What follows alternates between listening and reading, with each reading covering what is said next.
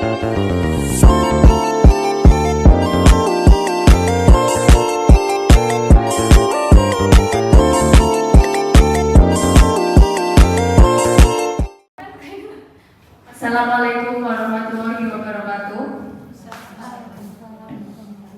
Alhamdulillah pada siang hari ini kita berkumpul di sini dalam acara pemaparan tugas akhir P3K tahun 2025. Perkenalkan, di sini saya Teresa Nurholisa, saya perawat. Dalam tugas akhir ini saya mengambil judul peningkatan dukungan keluarga dan masyarakat dalam pelayanan kesehatan prolaris di Puskesmas Kajeng 2. Latar belakang yang diambil, penyakit tidak menular itu termasuk hipertensi dan diabetes meletus memerlukan pengelolaan yang jangka panjang. Prolanis bertujuan meningkatkan kualitas hidup peserta secara berkelanjutan. Masalah yang ditemukan adalah rendahnya kepatuhan peserta menjadi kendala utama. Kemudian dukungan keluarga dan masyarakat sangat berpengaruh terhadap keberhasilan prolanis. Karena pasien kebanyakan tidak kontrol ulang dan jarang minum obat secara rutin. Maksud dan tujuan dari tugas akhir ini adalah mengenalkan tugas, fungsi, nilai, dan etika ASN P3K. Yang pertama, meningkatkan pemahaman peserta orientasi terhadap implementasi pelayanan. Kemudian meningkatkan dukungan keluarga dan masyarakat dalam pelayanan prolaris. Isu dan gagasan yang diambil, isu utama adalah rendahnya dukungan keluarga dan masyarakat dalam pelayanan prolaris. Gagasan dan inovasi yang diambil adalah pembentukan grup WhatsApp Kesapro. Kesapro itu keluarga sahabat prolaris, di mana grup ini berisi keluarga pasien prolaris, kemudian kader kesehatan masyarakat, dan pasien itu sendiri. Kemudian kegiatan yang kedua, kunjungan rumah dan pemantauan ringan berupa tensi, kemudian dan pemeriksaan ringan yang lainnya. Yang ketiga, reminder jadwal kontrol dan edukasi kesehatan mingguan. Reminder jadwal kontrol dilakukan setiap 1 bulan sekali dan edukasi setiap minggu di-share di grup untuk mengetahui apa aja tentang penyakit hipertensi dan DM. Berikut tabel rencana kerja. Tabel rencana kerja yang pertama, melakukan konsultasi dengan atasan atau mentor terkait dengan rencana aktualisasi. Untuk hasilnya, terlaksananya kegiatan dalam melaporkan diri. Kemudian kegiatan kedua, pembentukan grup WA. Grup WhatsApp Kesapro sudah aktif. Kemudian untuk keterkaitan substansi mata pelatihannya, memudahkan komunikasi antara tenaga kesehatan pasien, keluarga, dan kader. Kemudian kegiatan yang ketiga, kunjungan rumah dan pemantauan. Outputnya data pemantauan peserta, mengetahui tensi, kemudian jadwal minum obat, dan lain-lain. Yang ketiga, reminder kontrol dan edukasi. Untuk output atau hasilnya, edukasi rutin berjalan dan pasien tidak putus obat. Kemudian untuk kontribusinya, kepatuhan peserta prolaris.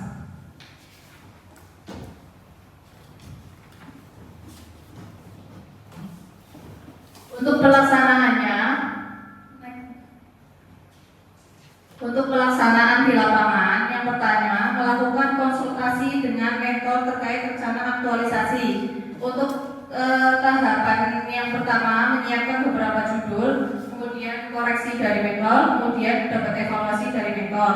Untuk hasilnya, adanya rencana aktualisasi, ini sudah terlaksana ya. Untuk yang kedua, pembentukan WA Group Keluarga Sahabat Prolaris. Untuk tahap pertama, membuat grup WA, kemudian melakukan sosialisasi dengan keluarga, pasien, dan kader, kemudian memantau respon grup WA. Untuk output atau hasilnya, keaktifan grup WhatsApp, diskusi atau respon dari peserta. Keterangannya terlaksana dan masih berjalan. Untuk kegiatan yang ketiga, melakukan kunjungan rumah dan pemantauan ringan. Tahap yang pertama, melakukan koordinasi dengan kader kesehatan desa. Kemudian yang kedua, melakukan perjalanan ke lokasi atau rumah penderita. Yang ketiga, melakukan komunikasi terapeutik dengan keluarga dan penderita. Untuk output atau hasilnya, data pemantauan peserta prolaris. keterangannya sudah terlaksana dan masih berjalan. Untuk kegiatan yang keempat, reminder jadwal kontrol dan edukasi kesehatan mingguan. Untuk tahap yang pertama, nge-share jadwal kontrol prolanis. Untuk yang tahap kedua, menyampaikan materi edukasi. Untuk tahap ketiga, diskusi dan tanya jawab dalam grup.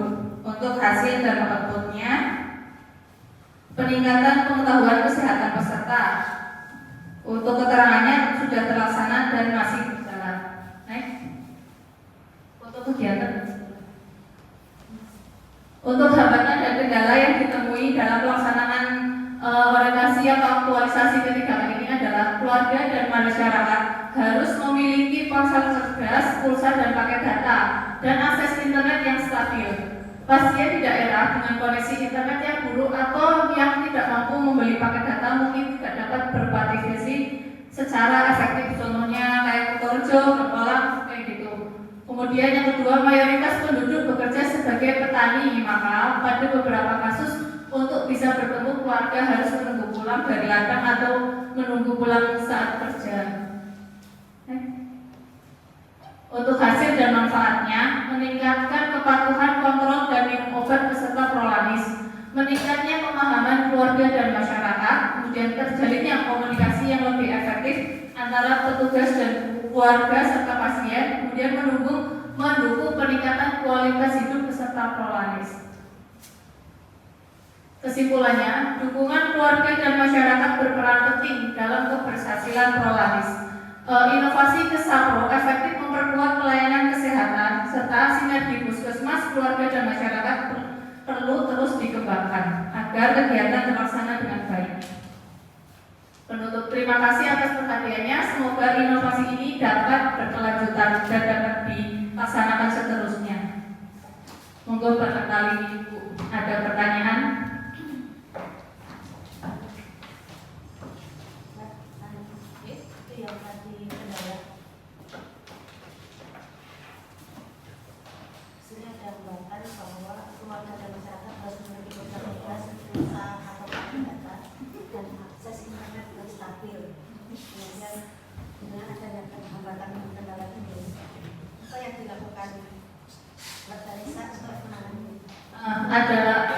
Misalkan ada hambatan internet yang pakai data, akses internet yang stabil, terus koneksi internet yang buruk, kami dari tenaga kesehatan melakukan kunjungan rumah.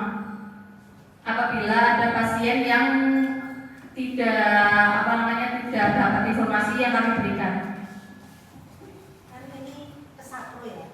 Kesapro itu kan lewatnya adalah internet. Berarti kan dia tidak masuk ikut ke grup ini. Nah itu bagaimana penanganannya biar dia bisa masuk? Iya ya, nggak punya apa ya Bu ya.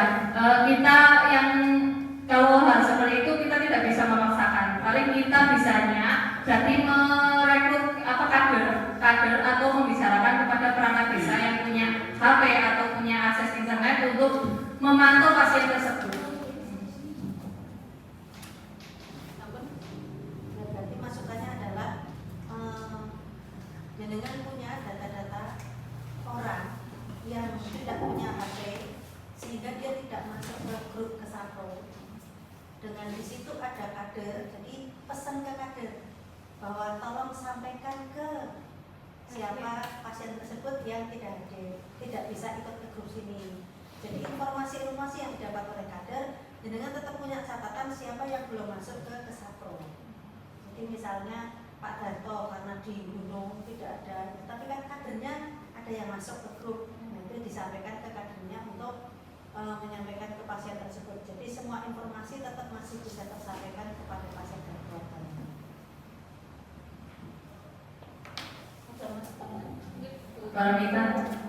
Terima kasih.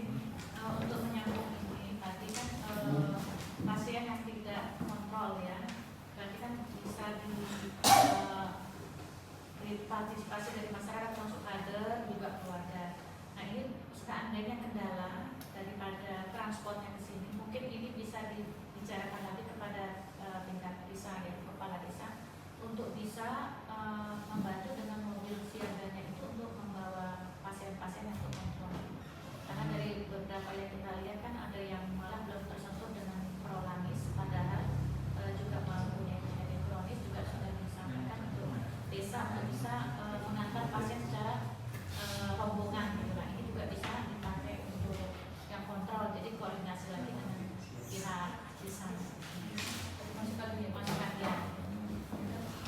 Terima kasih atas masukan dari Dr. Bu Sabrina selaku Kepala Puskesmas, kemudian Bu Dr. Rita selaku Koordinator di BPU. Sekian presentasi dari saya. Nanti berarti di dalam makalah, di dalam itu kan ada hambatan dokter. Nanti di belakangnya berarti ada rencana tidak lanjut. Karena hambatan ini tidak lanjutnya apa? Jadi saran-saran dari kami itu dimasukkan ke rencana tidak lanjut. Terima kasih. Apabila ada salah kata, wabillahi taufiq wal hidayah. Wassalamualaikum warahmatullahi wabarakatuh.